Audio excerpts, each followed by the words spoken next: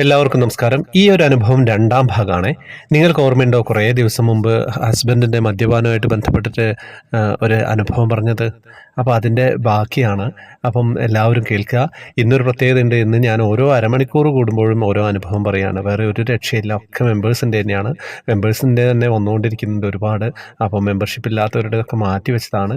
പറ്റുമെങ്കിൽ മെമ്പർഷിപ്പ് എടുത്തിട്ട് വരാൻ ശ്രമിക്കുക കേട്ടോ. ഓം സർവം കൃഷ്ണാർപ്പണമസ്തു. നമസ്കാരം ശ്രീകാന്ത് സാർ, അമ്പലപ്പുഴ.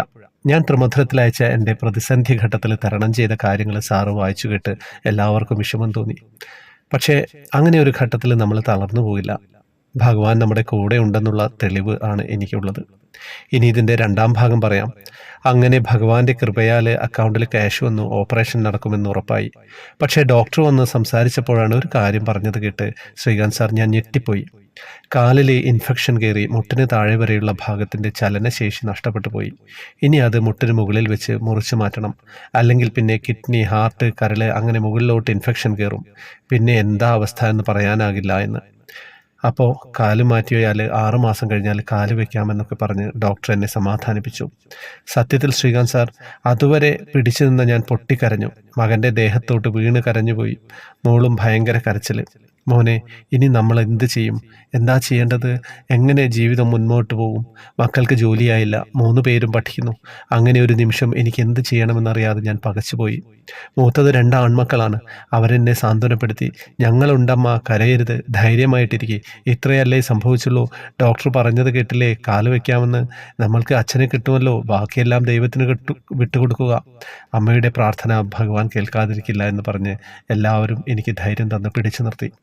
സത്യം, അന്ന് സാർ ഗുരുവായൂരപ്പൻ്റെയും അമ്പലപ്പുഴ ഉണ്ണിക്കണ്ണൻ്റെയും കൃപാകടാക്ഷം കൊണ്ട് ഒരു ബുദ്ധിമുട്ടില്ലാതെ കാര്യങ്ങൾ നടന്നു. 10 ദിവസം ഹോസ്പിറ്റലിൽ കിടന്നു. വലിയ കുഴപ്പമില്ലാതെ വീട്ടിൽ വന്നു. 2 ആഴ്ച കഴിഞ്ഞ് ചെക്കപ്പിന് പോയി. 6 ഡോക്ടർമാരെ കാണിക്കണമായിരുന്നു. അപ്പോയിൻമെൻ്റ് എടുത്തു. ഓരോ ഡോക്ടറുടെ അടുത്ത് ചെല്ലുമ്പോഴും പ്രാർത്ഥന മാത്രം. ഒരുപാട് ചെക്കപ്പ് നടത്തി. ബ്ലഡ്, യൂറിൻ എല്ലാം ടെസ്റ്റിന് കൊടുത്തു.